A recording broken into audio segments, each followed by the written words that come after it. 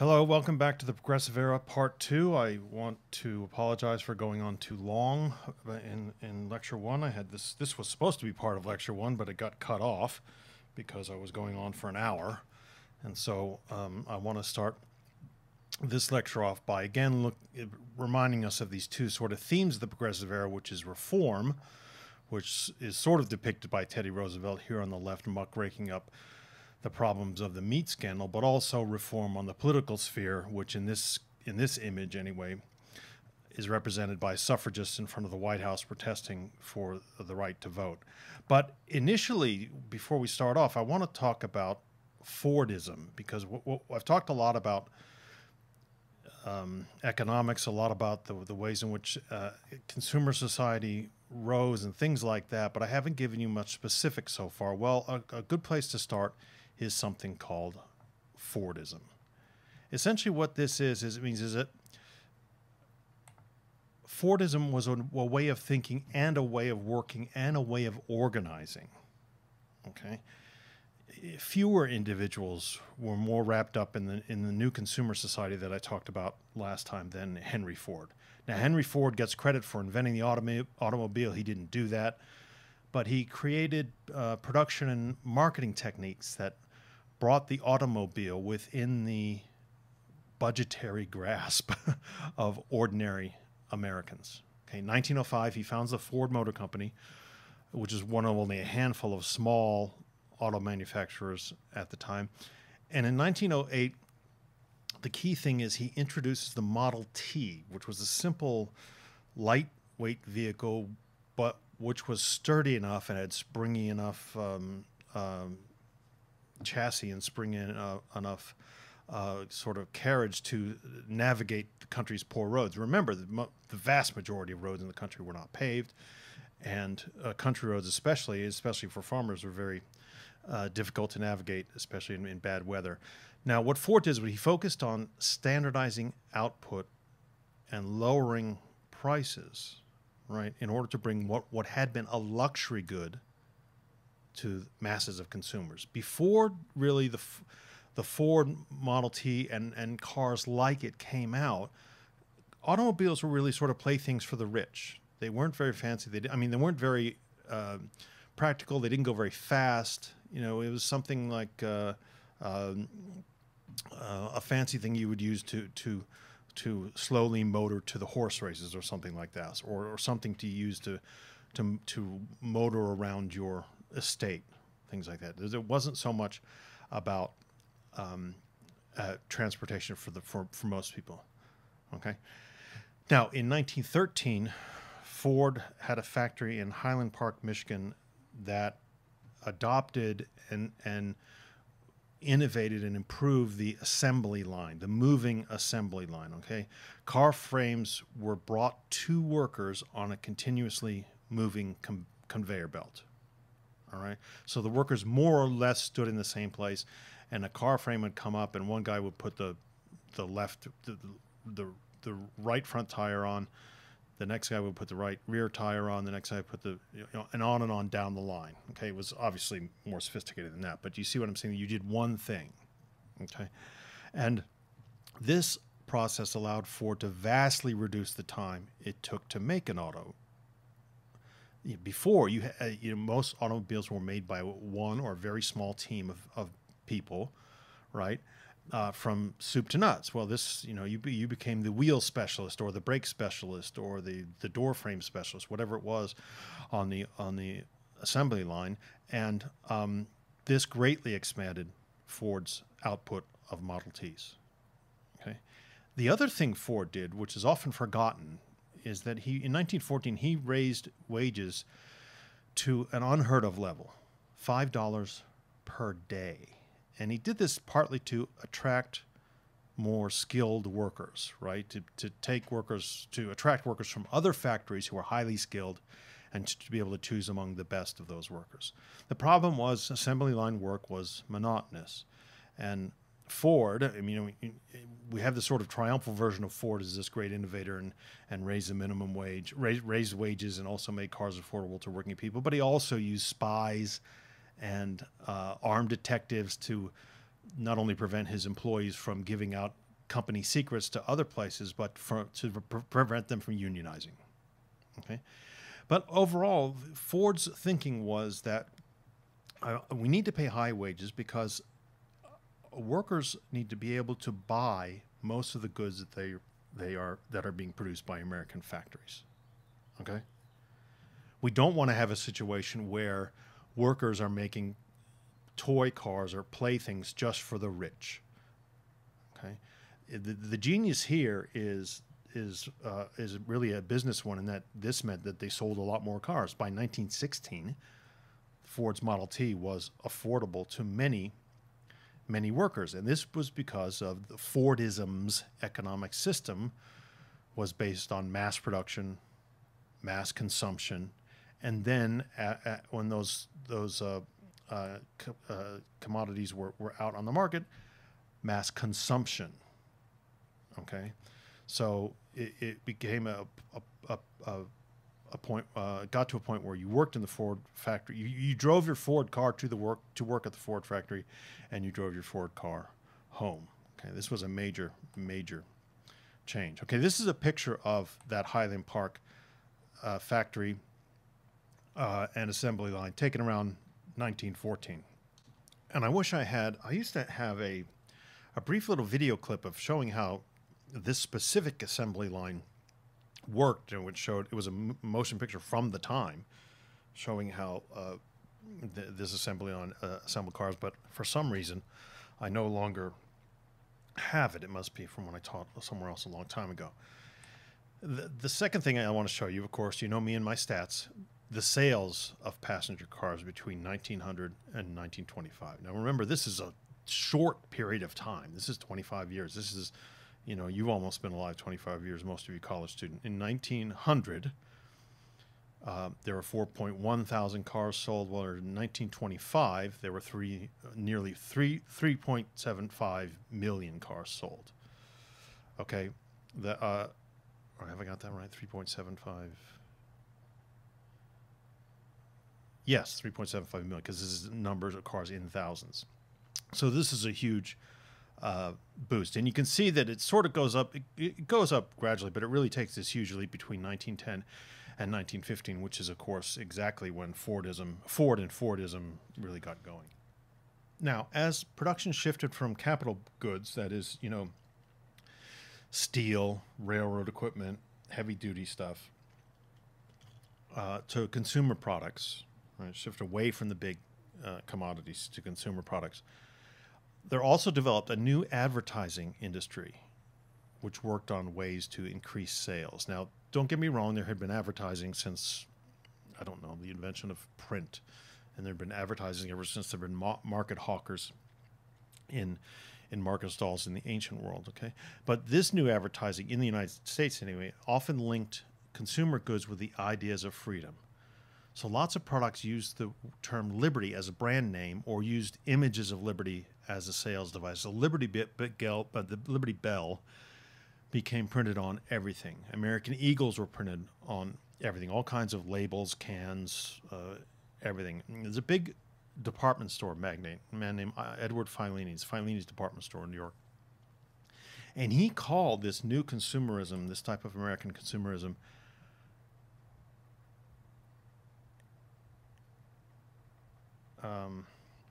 just dropped my notes there, a school of freedom. Okay. The idea was, in that school of freedom, consumers were able to make individual choices based on the basic questions of how they wanted to live. If you wanted to live a Filini's department store lifestyle, you went to shop at Filini's. If you wanted to live a Gimbel's department store lifestyle, you went to shop at Gimbel's, or whatever. Now, that's an oversimplification, but that's kind of what was going on. And this was all based on abundance, right? Abundance came to define the, quote, American way of life, end quote. And the American way of life was also a new phrase in this period. Okay? Personal fulfillment was attained in the American way of life through acquiring material goods. Okay? The other side of that coin, however, was that abundance, the promise of abundance, shifted the search for freedom to private life, and it also at the same time inspired political activism. Those who were excluded from mass consumption because of low wages or high prices or whatever demanded inclusion. So you had the rise of the availability of consumer goods also led many workers to join unions, demand higher wages, and to claim that monopolistic corporations artificially kept prices high at the expense of the average consumer. And this sort of language, this sort of rhetoric became a weapon against the trusts. Now, the trusts, if I haven't mentioned them before, were large-scale monopolies in certain industries. Okay? One of the things that Henry Ford was trying to break down a little bit was the trusts. One of the things that there was no trust on department stores, but there was a trust in finance, there was a trust in oil, there was a trust in railroads and in steel. Okay, and the monopolization of those industries became a real problem, and eventually it had to be regulated. This consumer society also gave rise to other new ideas. The first was a living wage, and I'm putting living wage in quotation marks because it's a new idea, a new phrase, and, quote, an American standard of living. Okay, these are ways. These phrases were ways to critique inequalities of wealth and power in this period, right? In other words, the idea was that if you didn't pay a living wage, it was un-American. That your corporation, your company was being un-American.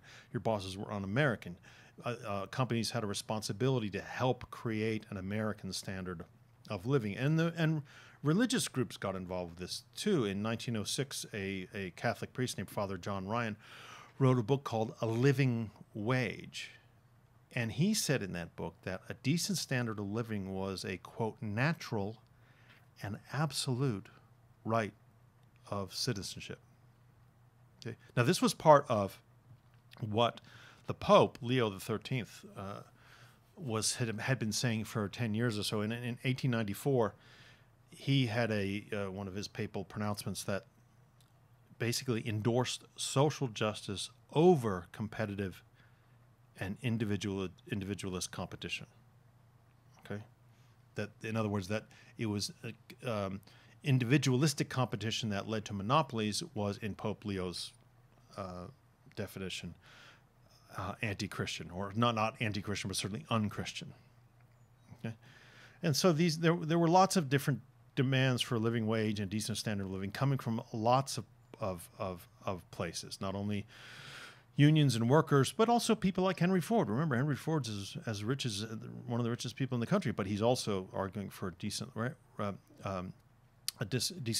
wage, and that in churches, as I say, other social reformers campaigning. And one of the things they were saying was that capitalism, the type of capitalism that was reflected in the monopolies in the trusts, was also bad for capitalism, because eventually those monopolies will just become essentially like big overarching monarchical political entities, and the competition and individuality, which are the hallmarks of capitalism, will be eaten up by these kind of huge monsters huge monopoly monsters, and would end up ruining everything. This is the same argument against, eventually that would come out in the 20s and 30s, against communism. That communism would lead to this overarching massive state that would eliminate freedom. Well, unrestrained capitalism would lead to monopolies, which would do effectively the same thing.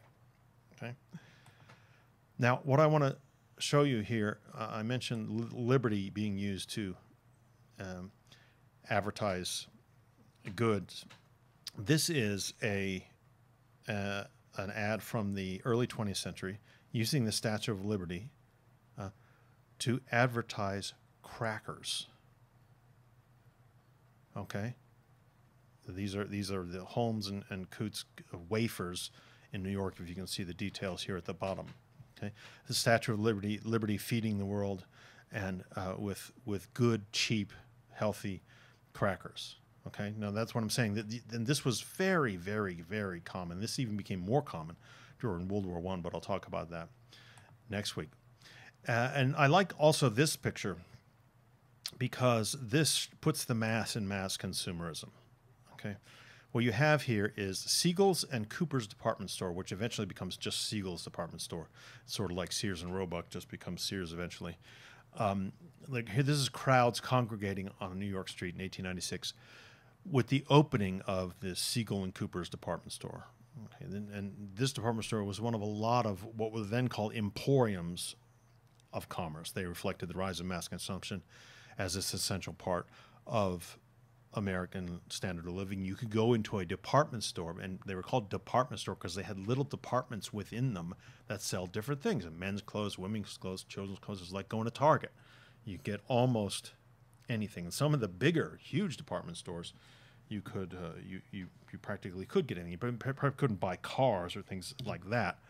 But there were enormous department stores, enormous numbers of different departments within each store. So you didn't have to go to the men's clothier, the men's tailor, and then the women's dressmaker, and then to the shoe maker, and different shops all along the street. You can go into one department store and get a lot with sort of, well, frankly, one-stop shopping, although that was not a phrase at the time. That came much later.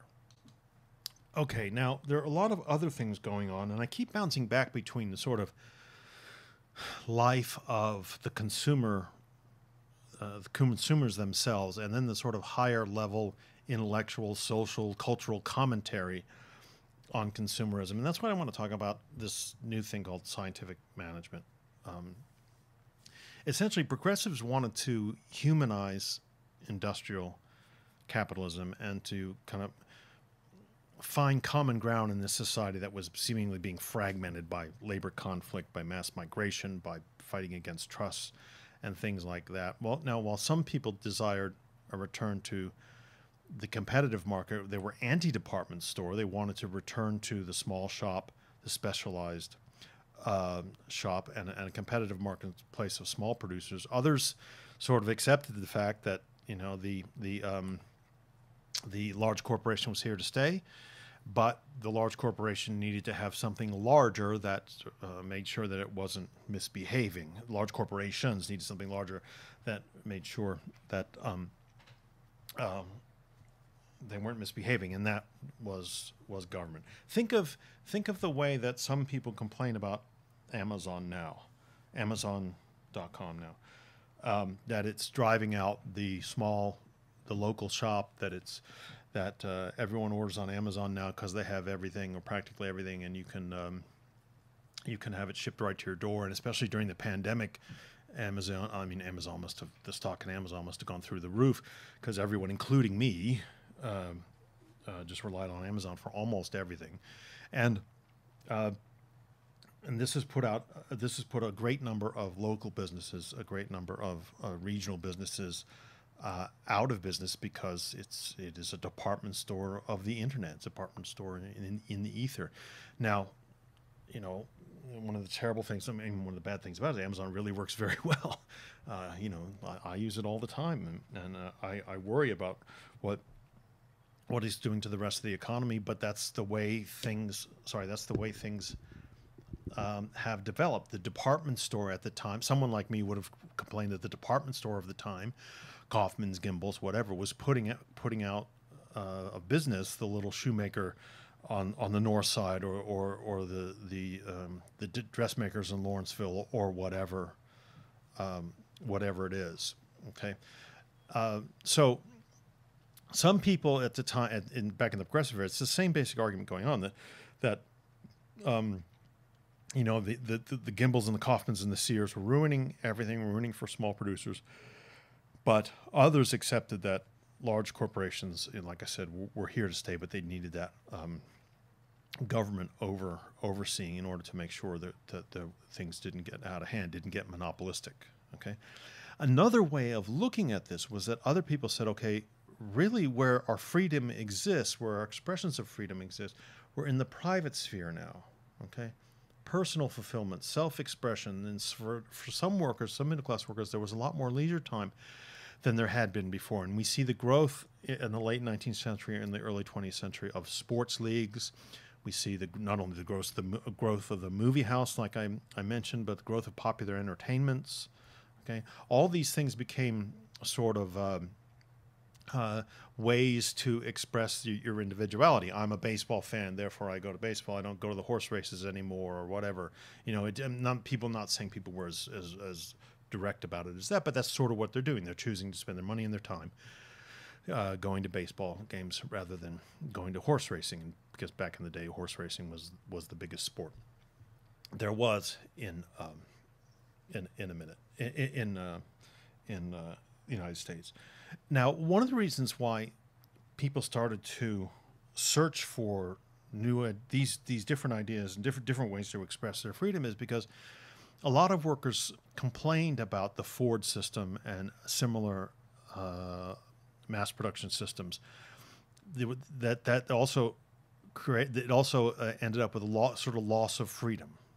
Okay, the boutique shop that created fancy cars, handmade cars, Bentleys, and all that stuff. You know, that was being driven out by large auto companies, electrical companies, steel companies, right? Who wanted not only in order to create more and cheaper products, but in order to do that, they wanted to have greater control over the work processes, and that's why in the Ford plant you have that perfection of the assembly line.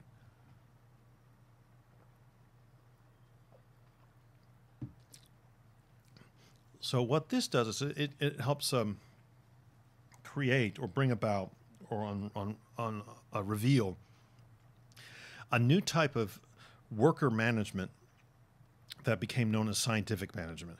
And this was pioneered by a man named Frederick Taylor, and he called it scientific management. It was a way to increase production and profits by studying, by actually watching and how people worked and trying to improve it, by controlling costs, by really making a sort of scientific analysis of how Ford cars were made through not only the materials but the practices and how people put them together. So you had these people. They did things which were later called time and motion studies. Right? They would watch a certain section of the assembly line and time how long it took to put the wheels on a car, and then they would write that down, and then they would stand there and watch and figure out how time could be saved.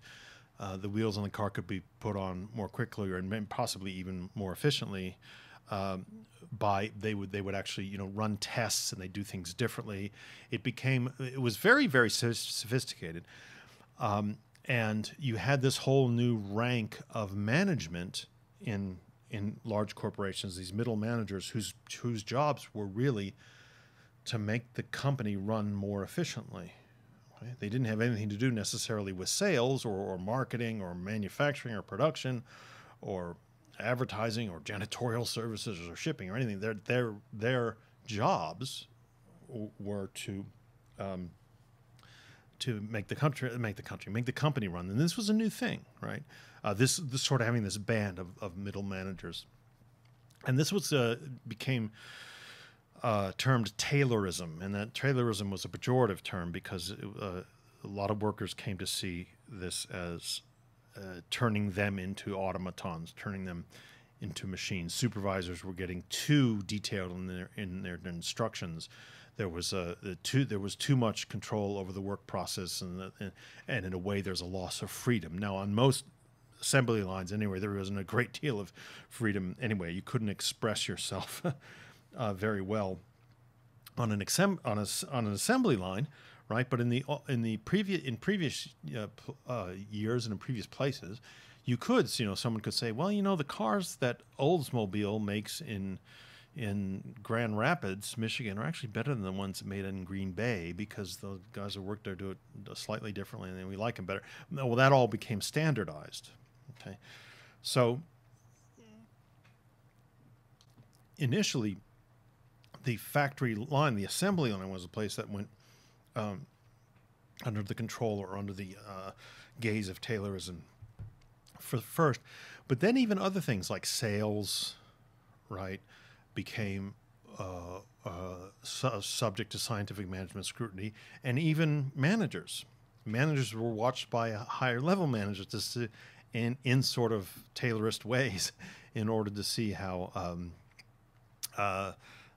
management could be scientifically managed better than it was being. So These developments made, industrial democracy and industrial freedom really central to the progressive calls for reform during this period. There were a lot of progressives, such as Louis Brandeis, who was a legal theorist and a judge, and was a friend of the labor movement, and eventually President Woodrow Wilson appointed him to the Supreme Court in 1916. He believed that unions were necessary in order to give workers a role in economic decision making, not just over wages and working conditions, but also over managerial decisions, layoffs, profit distribution, and things like that. We could, in Brandeis's argument, and the people like him were saying, we can't turn, even though we have this machine-based assembly line, we can't turn the workers on the machine-based assembly line into little machines themselves. Okay, because not only because it's morally wrong, but because it will literally become less efficient, and in the long run, it will hurt capitalism. Okay. Now, I just watched the series Mad Men for the third time or whatever. I streamed it and binged it during the pandemic, but and it reminded me of all these different new things in the advertising world in the progressive era. And this advertisement for Palmolive soap, this is a print advertisement in magazines. It showed how companies marketed goods by, frankly, creating anxiety and invoking exotic images.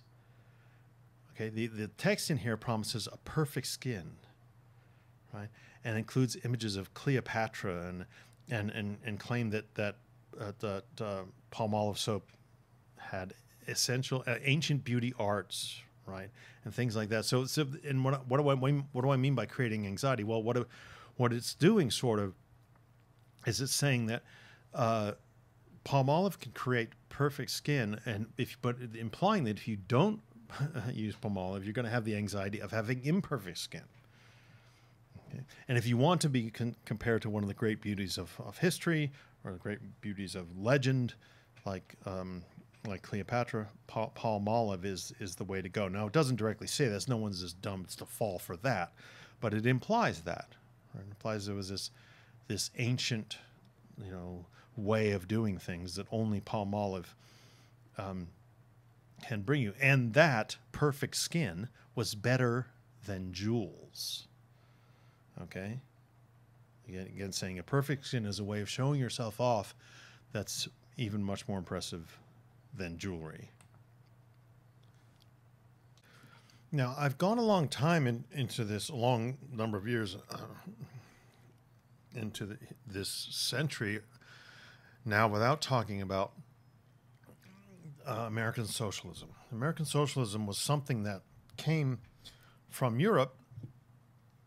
All the socialist sort of pioneering thinkers were in Europe, but those ideas started to spread to the United States and become influential. And this is the period when they become influential, right? American socialism, which argues for economic freedom for workers, reached its greatest influence in this period. Socialist Party in the United States, anyway, was founded in 1901. And what it did was it united late 19th century radicals such as the Populists, who I mentioned before, and the followers of Edward Bellamy, who I mentioned before, united them with the labor movement. And the socialist parties called for immediate reforms like free college, laws to supervise working conditions, improve working conditions, and ultimately the Socialist Party called for a proposed democratic control over the economy through, and this is important, the public ownership of railroads and factories, the largest industries in the country. The Socialist Party wanted those to be owned publicly. So it's actually quite successful. Now, we tend to, because it's a new movement, because it's one of these things that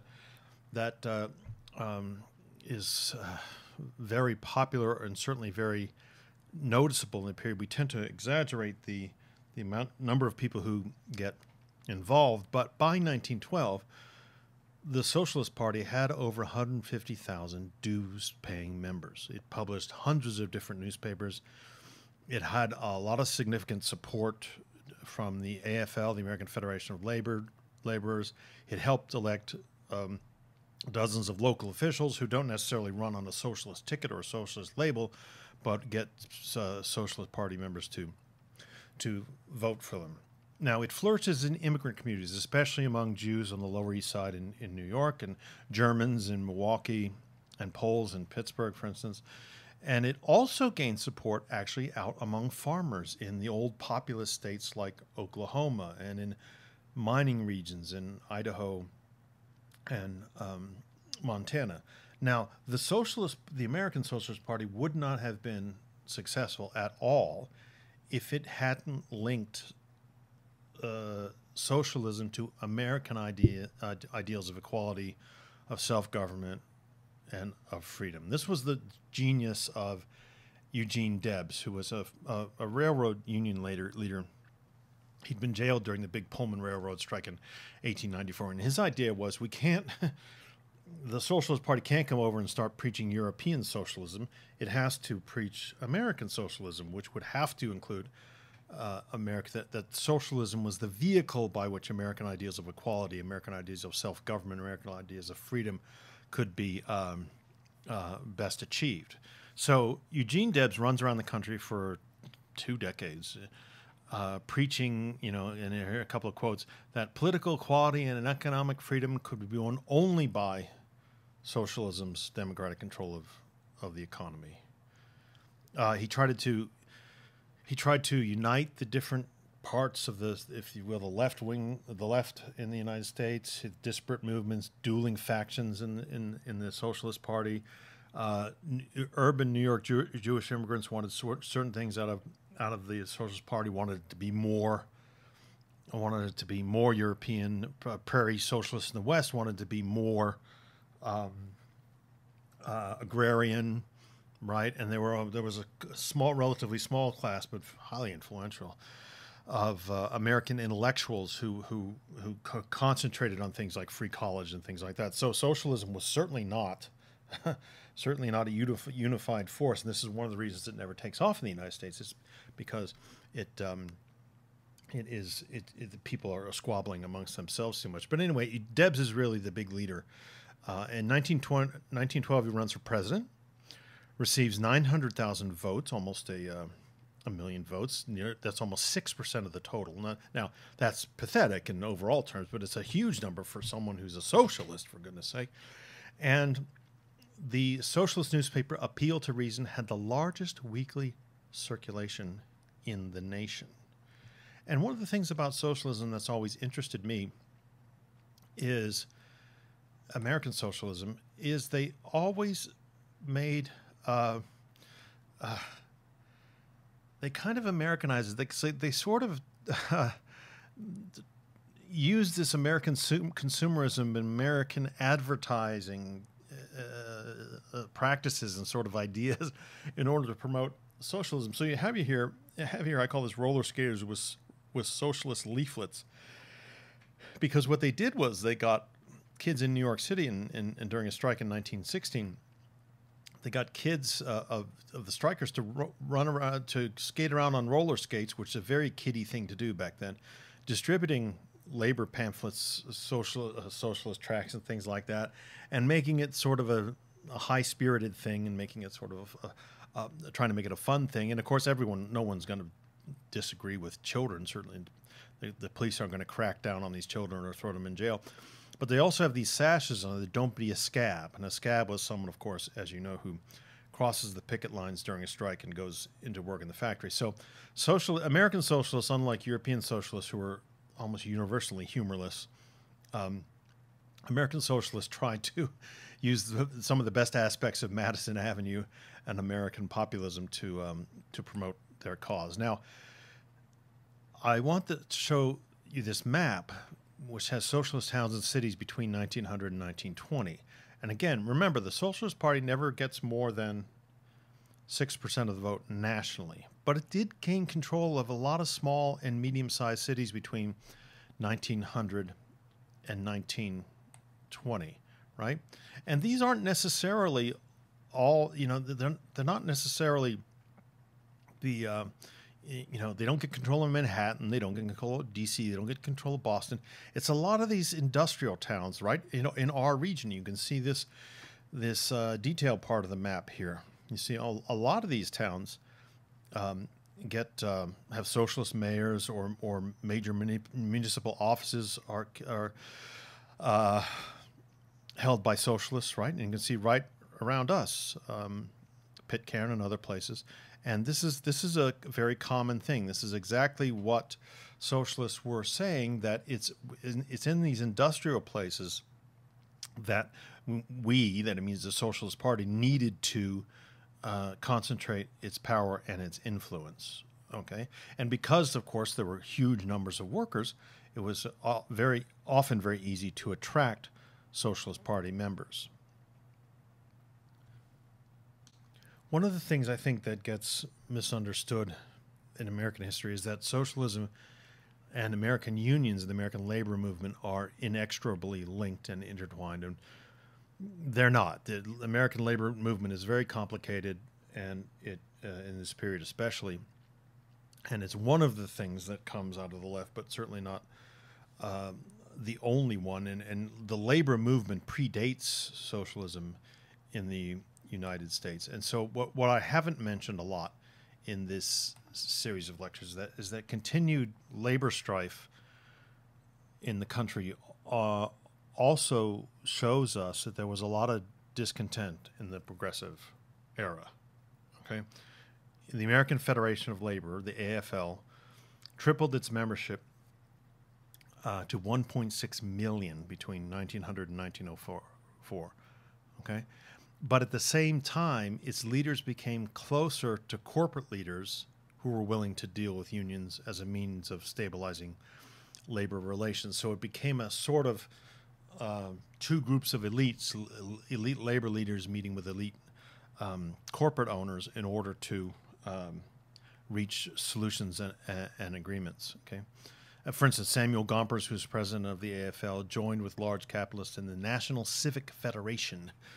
And what that was, that it accepted workers' rights to bargain collectively in responsible unions. Okay, the National Civic Federation helped settle hundreds of industrial disputes and improve safety in factories, created pensions for long-term workers, but most employers still adamantly were opposed to unions. Okay. Now, the AFL, remember, that's the American Federation of Labor. One thing about the 20th century is you have to get used to all these acronyms.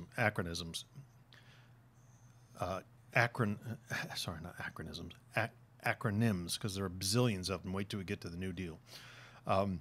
So the AFL, the American Federation of Labor, mostly represented the privileged workers, skilled industrial labor, skilled craft labor, almost all white, almost all male, almost all native born, that is not immigrant.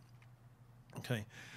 And this didn't sit very well with a lot of people who were within unions. So in 1905, a large number of unionists reject the AFL's sort of exclusionist approach, and they break off and form something called the Industrial Workers of the World, the IWW, later known as the Wobblies, because it's a long story. But the IWW was both a union and a revolutionary organization, and it was dedicated to seizing the means of production, abolishing the state, and it made solidarity its guiding principles. Now, all these terms, seizing the means of production, abolishing the state, solidarity as its guiding principle, should sound to you exactly like the communist language that was started to be used in Europe during this period. And that's because it was exactly the same.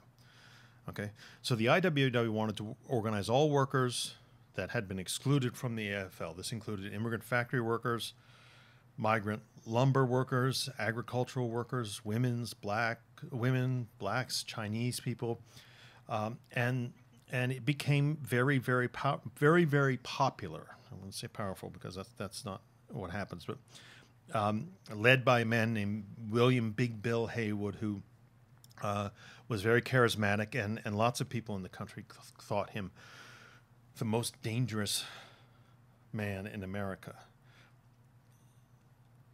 And during this period, like in a lot of other periods, there were mass strikes. Okay, the mass strikes by immigrant workers,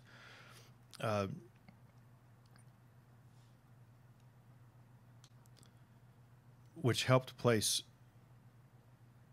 demands on unions to bargain collectively with employers.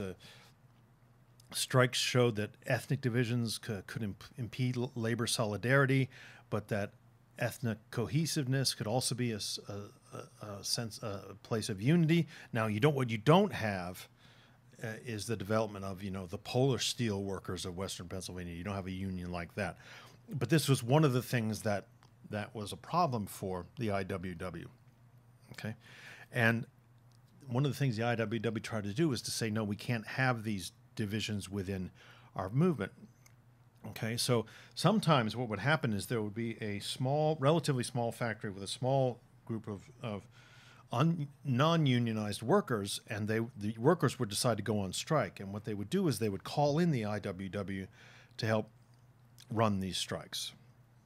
Okay, and so, for instance, in Lawrence, Massachusetts, a very famous strike in 1912, the women, men, and child workers went on strike against pay cuts and against legislation which would have limited the working week to 54 hours.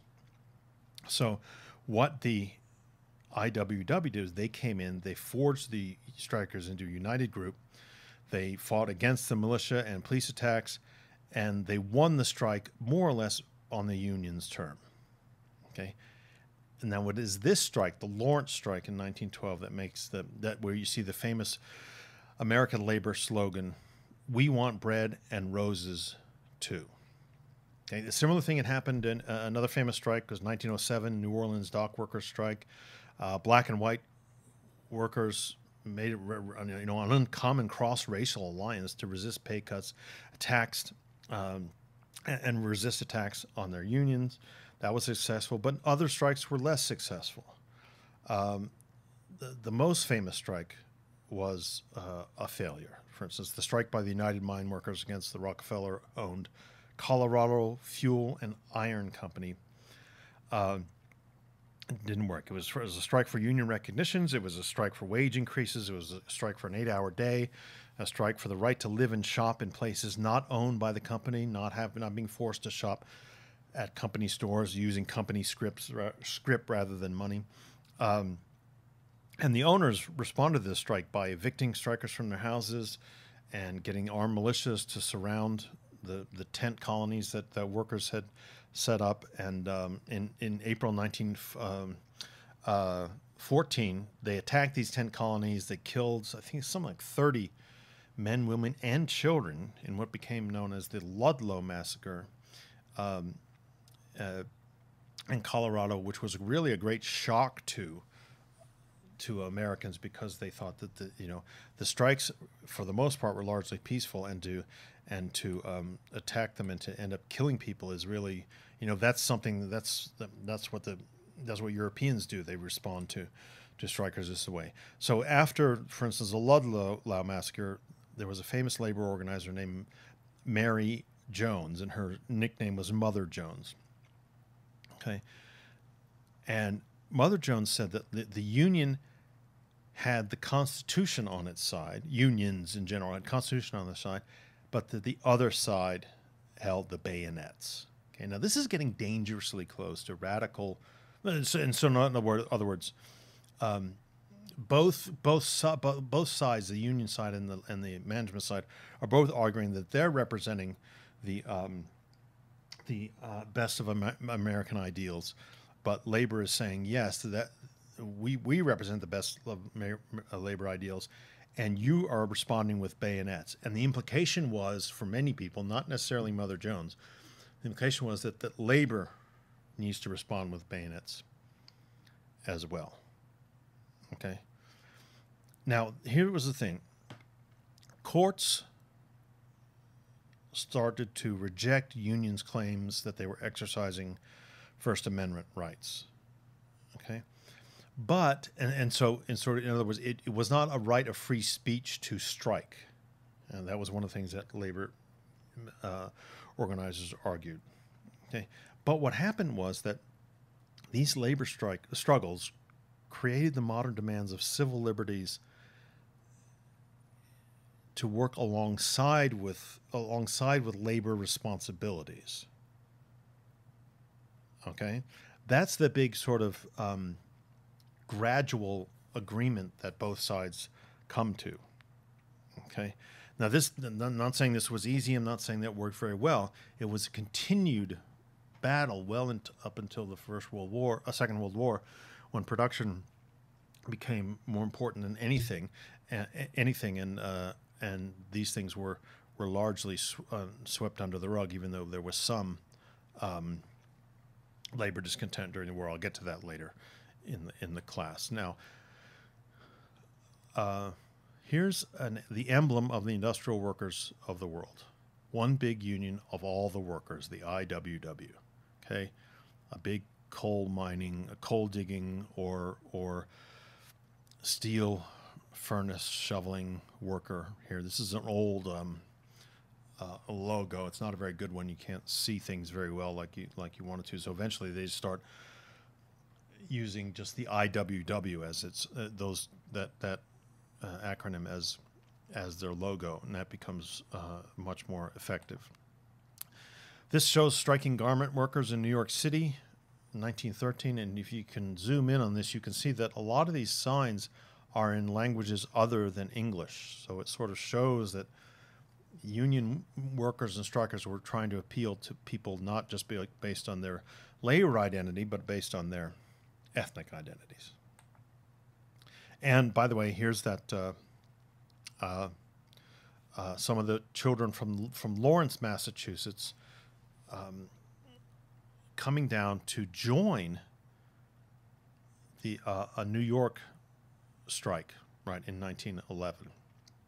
Okay, so although it was very difficult, there were a number of unions, a number of unionizing efforts that did cross city-state boundaries, and that because of the rise of large labor unions, because of the rise of labor newspapers, okay, different groups of workers in different cities were able to sort of work in sympathy with workers in other parts of the country. And this wasn't very common for workers to travel to another city to protest, because they didn't have time. They couldn't get off work. And so that's why it's such an important picture, that show that when it did happen, it was something that was indeed very significant. So I'm going to leave it there and again come back with a lecture 3 on the Progressive Era later.